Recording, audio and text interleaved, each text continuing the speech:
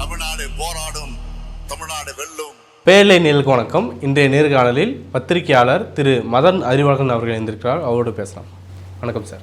கடந்த 2-3 நாட்களாக பார்க்கும்போது பிரேமலதா அவர்கள் சுற்றி சுழண்டு தேர்தல் பிரச்சாரத்தை மேற்கொள்கிறாங்க அப்படிங்கிற விஷயத்த பார்க்க முடியுது. பலரும் பதிவிட்டு இருக்கிறாங்க. கூடுதலாக பார்க்கும்போது 10 தொகுதியில் வாங்கிட்டாங்க, அதுக்காக நல்லா ஒர்க் பண்ணுறாங்க அப்படிங்கிற ஒரு விஷயம் இருக்குது. இன்னொரு பக்கம் கட்சியை சேர்த்து வளர்க்க வேண்டும், அதுக்காக ஒர்க் பண்ணுறாங்கன்ற விஷயம் இருக்குது. மற்ற கூட்டணி கட்சி தலைவர்கள் இன்னும் வரவே இல்லை, ஆனால் இவங்க முன்னாடி வந்துட்டாங்க அப்படின்னு சிலர் போஸ்ட் போகிறத பார்க்க முடியுது. அவங்களுடைய பிரச்சாரம் எடுபடுவது, அவருடைய கேள்விகள் பலமாக இருக்கும் அப்படின்னு சொல்கிறாங்க. அது எப்படி பார்க்குறீங்க? இல்லை, அவங்களுடைய பிரச்சாரம் பெருசாக ஈடுபடும் அப்படின்ற மாதிரி எப்படி ஒன்றும் பெரிய ஆர்கியூமெண்ட்லாம் வச்ச மாதிரி தெரியல. இப்போ நான் இன்றைக்கி ஒன்று பார்த்தேன், வந்து கலைஞருக்கும் விஜயகாந்துக்குமான உறவுங்கிறது 50 ஆண்டு உறவு, அவங்கெல்லாம் ரொம்ப அப்பான்னு தான் வந்து கலைஞரே வந்து கூடுவார் அப்படின்ற மாதிரி தான் அவங்க பேசுகிறாங்க. ரொம்ப நெருக்கமாக இருந்தோம். இப்போ இன்றைக்கி நீங்கள் குளத்தூர் தொகுதியில் நான் பிரச்சாரம் செஞ்சுட்டு இருக்கிறேன், ஸ்டாலினுடைய தொகுதியில். அண்ணன் வந்து இப்போ என்ன பண்ணிட்டு இருக்கிறாரு அப்படின்னா, அவங்க வந்து விஜய் வருவா நிற்கக்கூடிய விருதுநகர் தொகுதியில் பிரச்சாரம் பண்ணிகிட்டு இருக்கிறார். இந்த டைப்பில் தான் வந்து பேசிகிட்டு இருக்கிறாங்க. எங்களுக்கும் திமுகவுக்குமான ஒரு உறவுங்கிறதுக்கு ஒரு நியாயத்தை கற்பிக்கிறாங்க. இப்போ ஜெல்லா இருக்குன்றத சொல்கிறாங்க. அவங்களுக்கு பிரச்சனையே கிடையாது. நீங்கள் தேமுதிகவுக்குன்னு ஒரு கேரக்டர் இருக்குதுங்க. தேமுதிக வந்து அவங்களுக்கு எவ்வளோ ஓட்டு இருக்குதோ அது பாசிட்டிவ் ஓட்டு, நெகட்டிவ் ஓட்டே இல்லாத ஒரு பார்ட்டி.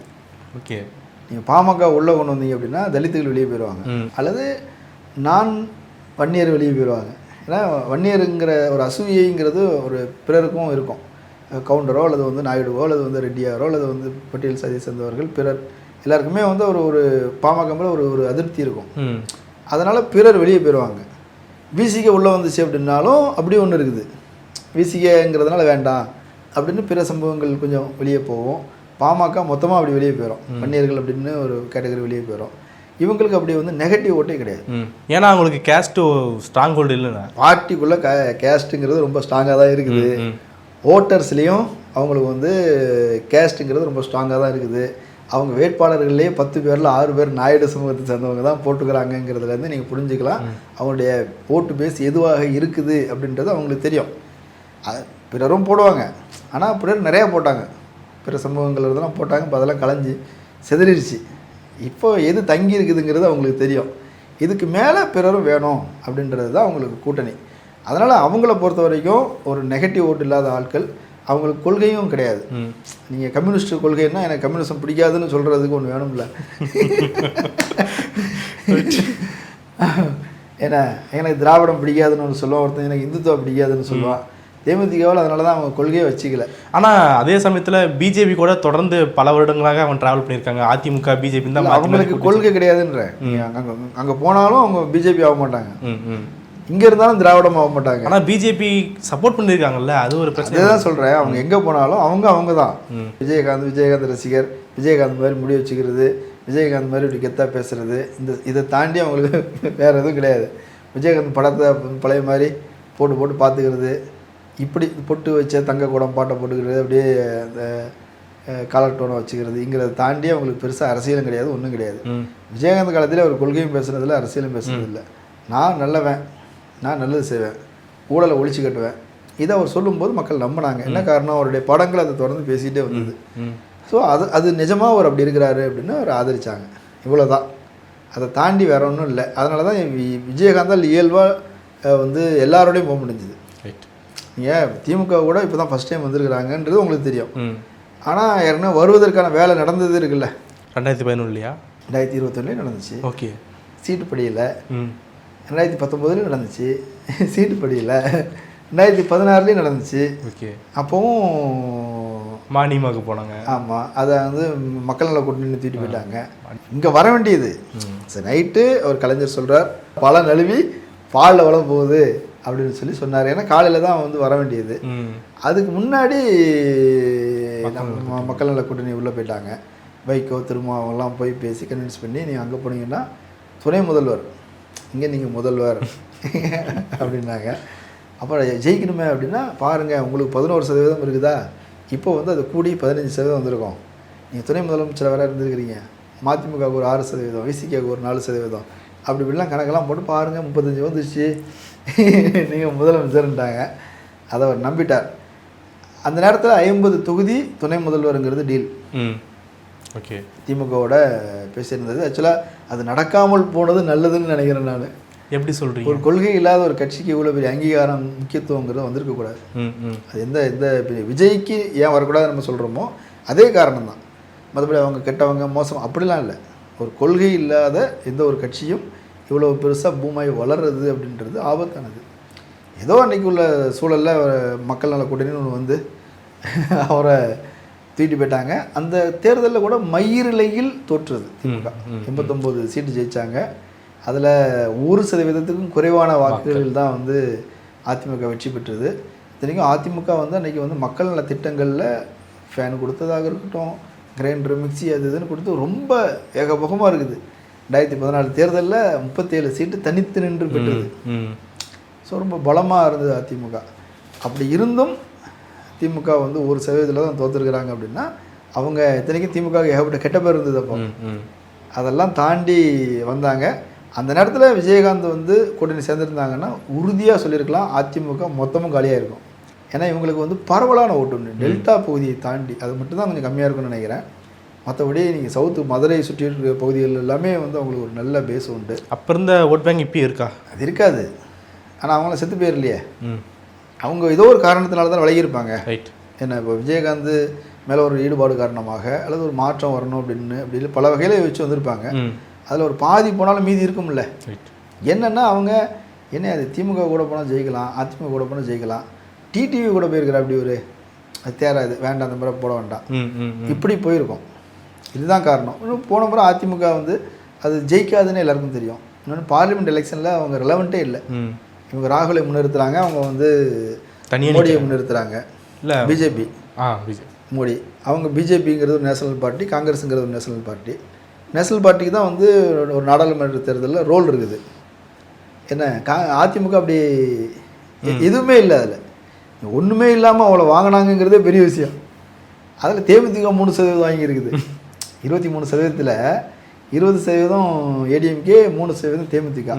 ஸோ அந்த வகையில் தேமுதிக ஏதோ ஒரு வகையில் பெர்ஃபார்ம் பண்ணியிருக்கிறாங்க அப்படின்றது. அதுக்கு காரணம் வந்து விஜயகாந்தோடைய இறப்பு, அது அந்த நினைவுகள் அதெல்லாம் சேர்ந்து கொஞ்சம் அதில் திமுக வந்து ஒரு பாசிட்டிவான ரோல் ப்ளே பண்ணாங்க. ஒரு அடக்கம் பண்ணுறதுக்கான அந்த இதெல்லாம் வந்து கூட்டம் நடத்துறது, பேரணியாக வருவதற்கான அந்த வாய்ப்புகள் அப்படிலாம் வந்து தீவுத்திடலில் இடத்த ஒதுக்கி கொடுத்தாங்க. ஏன்னா இங்கே ஃபுல்லாக டிராஃபிக் ஆகிட்டு இருந்தது, இடம் பத்தலை எங்கள் கோயம்பேடில். இதெல்லாம் செஞ்சு கொடுத்தாங்க. அதனால் அப்போவே ஒரு பாசிட்டிவான ஒரு மனநிலை வந்துருச்சு.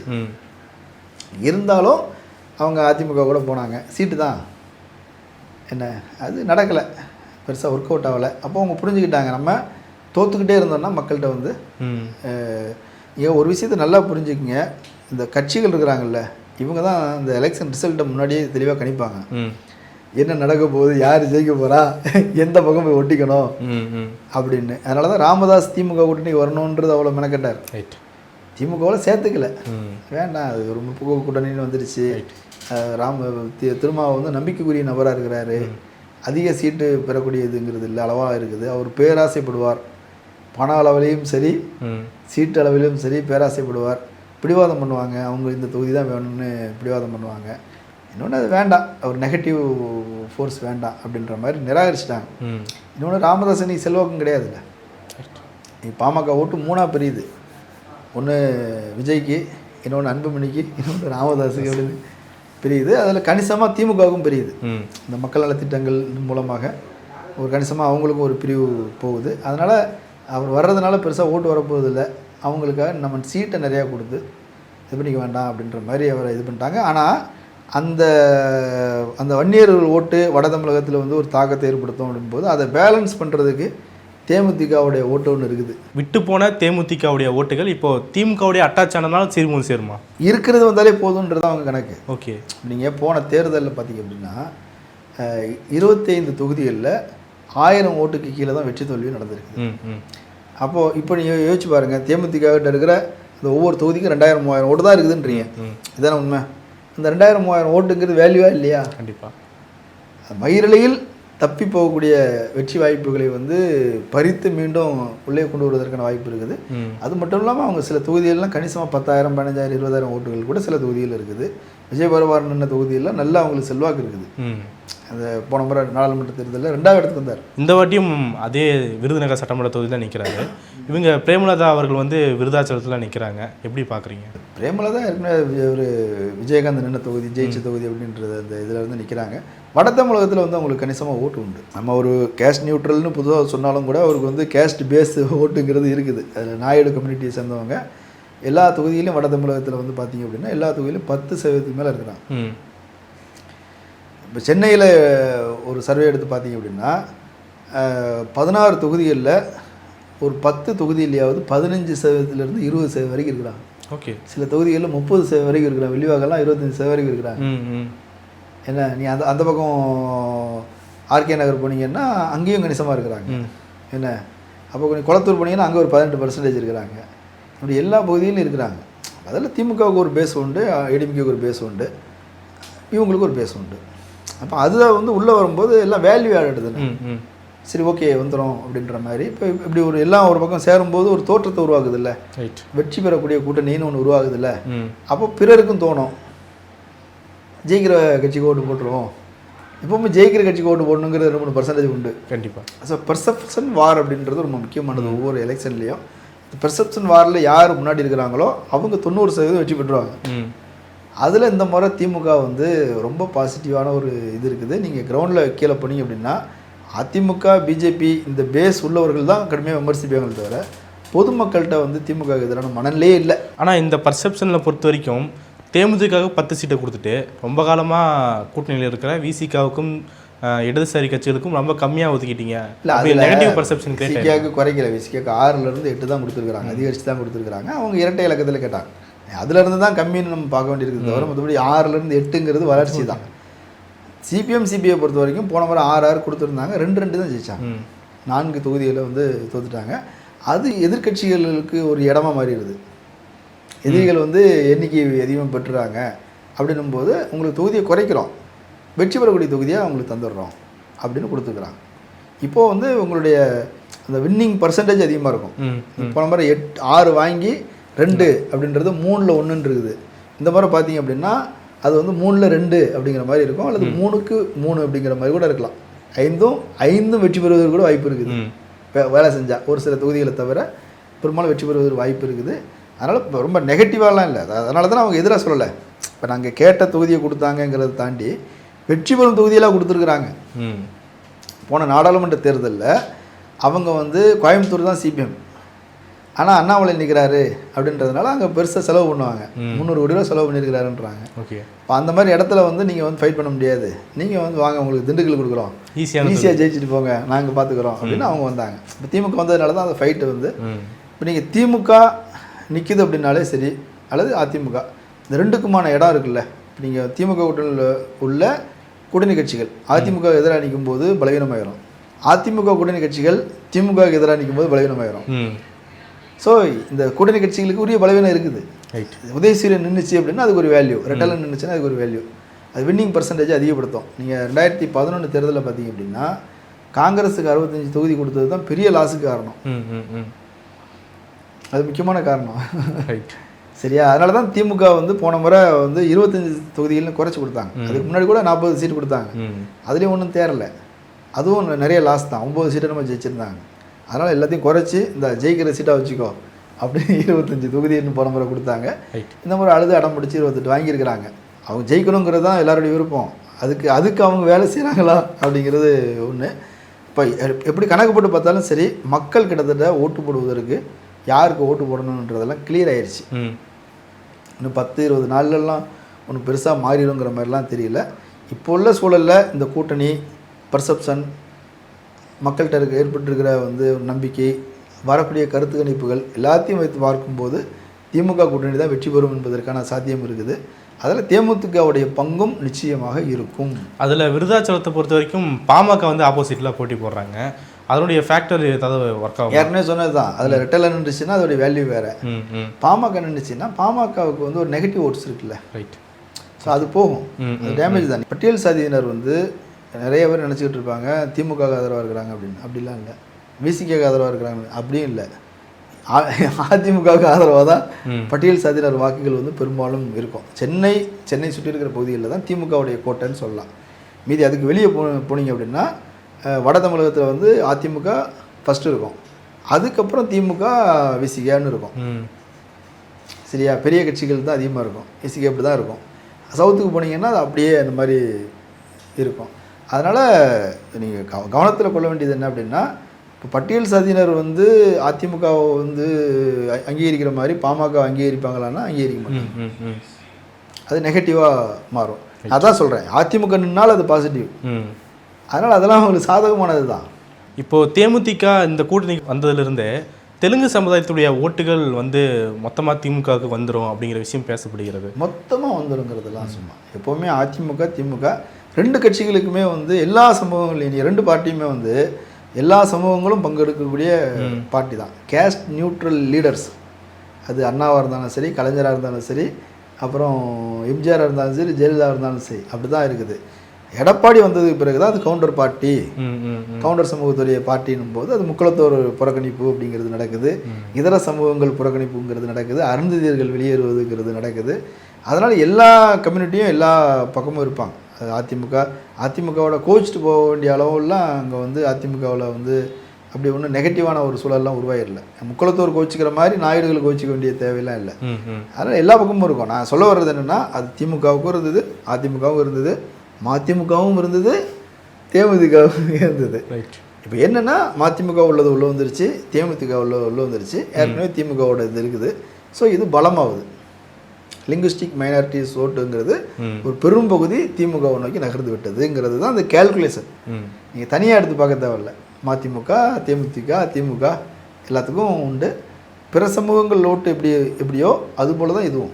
நீங்கள் தேமுதிக சேர்ந்ததுனால திமுக கூட்டணிக்கு வெற்றி வாய்ப்புகள் அதிகமாக இருக்குது அப்படிங்கிறத அரித்மெட்டிக்கலாகவே சொல்கிறீங்க. தேமுதிகவில் எம்எல்ஏக்கள் வந்தாலும் சரி வரலனாலும் சரி, தேர்தலுக்கு பின்னாடி அவங்க வந்து கூட்டணியில் தொடருவாங்களா அப்படிங்கிற சந்தேகத்தை எழுப்புறாங்க. தேமுதிகவே உண்டான போயிடுவாங்க அப்படின்ற மாதிரி நம்ம சொல்ல முடியுமா? தமிழ்நாட்டை பொறுத்த வரைக்கும் அப்படி ஒன்றும் அப்படி அத்துக்கிட்டு போன மாதிரி எதையும் நம்ம பார்க்கல. வேற ஒரு இந்த கூட்டணியை உடைச்சிட்டு வேற கூட்டணி போய் புதிய கூட்டணியை உருவாக்குறது, ஃபார்ம் பண்ணுறதுங்கிறது இது வரைக்கும் தேமுதிக வரலாறு அப்படி தான் இருக்குது. தேர்தல் முடிஞ்ச முன்னாடி அவங்க வந்து கூட்டணி மாறிடுவாங்க, இல்லை வெளியே வந்துடுவாங்க. பொதுவாகவே தேர்தல் வரலாறுங்கிறது தேர்தல் முடிஞ்ச உடனே அவங்கவுங்க வேலையை பார்த்துட்டு போங்கிறது தான். ஏன்னா உள்ளாட்சி தேர்தலில் ஆளுங்கட்சி தான் வந்து ஜெயிக்கும். அது திமுக வந்துச்சுன்னா மக்கள் திமுக ஓட்டு போடுவாங்க, தெரியும், அவங்களுக்கு தெரியும். ஆளுங்கட்சிக்கு ஓட்டு போட்டாதான் வேலை நடக்கும்னு தெரியும். அதிமுக வந்துச்சுன்னா அதிமுக ஓட்டு போடுவாங்க. இதனால் பெரும்பாலும் கழிச்சு விட்ருவாங்க. எனக்கு தெரிந்து ஒரு கூட்டணி 2017 உருவாக்கி அதை 2026 வரைக்கும் கொண்டு வந்திருக்கிறது ஸ்டாலின் தான். தேர்தலுக்கு பின்னாடியும் ஒரு கூட்டணி தொடர்ந்து கொண்டே இருப்பது அப்படிங்கிறது அது ஒரு சிறப்பு காரணம். அது பிஜேபி மத்தியில் இருக்குது, அதோடைய ஆதிக்கம் அதிகமாக இருக்குது, அதுக்கு எதிராக ஒன்று சேரணும் அப்படிங்கிற உணர்விலிருந்து இந்த கூட்டணி தொடருது. இதில் தேர்தல் கணக்குக்காக தேமுதிக உள்ள வருது, இவ்வளோதான். அதோடய அத்துட்டு போயிடுவாங்க, முடிச்சுட்டு போயிடுவாங்க அப்படின்றதெல்லாம் சொல்ல முடியாது. இது தேர்தல் கூட்டணி தான். இது நீ அதுக்கு மேலே இருக்கணும்னு நிர்பந்திக்க முடியாதுல்ல. ஏன் ஓட்டு உனக்கு தரேன், உன் ஓட்டு எனக்கு தரேன், இவ்வளோ தான் தேர்தல் கூட்டணி. கொள்கை கூட்டணி கொள்கைக்காக இருக்கும். நீங்கள் கொள்கை கூட்டணின்னு சொல்கிறீங்க இல்லையா, அந்த கொள்கை கூட்டணிகள் கூட தேர்தலுக்கு முன்னாடி உடஞ்சி போயிருச்சே. 1967க்கு பிறகு சிபிஎம்மும் திமுகவும் எதிரெதிராக தானே நின்றுச்சு. அப்படி தானே? அப்படி நடக்கும். எத்தனையோ முறை 96ல் திமுகவோட கூட்டணியில் இருந்துட்டு 2001 அதிமுகவோட கூட்டணி போயிடுவாங்க. தமிழ் மாநில காங்கிரஸ் இங்கே இருந்துட்டு அங்கே போயிருந்தது, அங்கே இருந்துட்டு இங்கே வந்தது. எப்படி எல்லாமே அப்படி தானே. ரைட். எனக்கு தெரிஞ்சு சிபிஎம் மட்டும் தான் பிஜேபி இருக்கிற கூட்டணி போகாது, விசிக்க போகாதுன்னு சொல்லியிருக்குது. அவங்களும் உறுதியாக இருக்கிறாங்க. மற்றபடி யாரும் உத்தரவாதம் கொடுக்க முடியாது. திமுக கூட 1999 பிஜேபியோட கூட்டணியில் இருந்துருக்குது. விசிக்கு கூட 2001 பிஜேபி இருந்த திமுக கூட்டணியில் இருந்துருக்குது. அதனால் அது அன்றைய கால சூழல் வேறு. இன்றைக்கி ஒரு தீர்க்கமான ஒரு சூழல் இருக்குது, அதுக்கு ஒரு பொதுவான ஒரு நடவடிக்கைன்னு ஒரு ஒருங்கிணைப்பு உருவாயிருக்குது. அவங்க வேலை செஞ்சிட்ருக்கிறாங்க. மற்றவங்க வேல்யூ ஆடட் தான், வந்தால் கூட 10 ஓட்டு வரும், அப்படி அவ்வளோதான். பல்வேறு முக்கியமான விஷயங்களை பண்ணிட்டீங்க. உங்களுடைய நேரத்துக்கும் கருத்துக்கும் மிக்க நன்றி. நன்றி.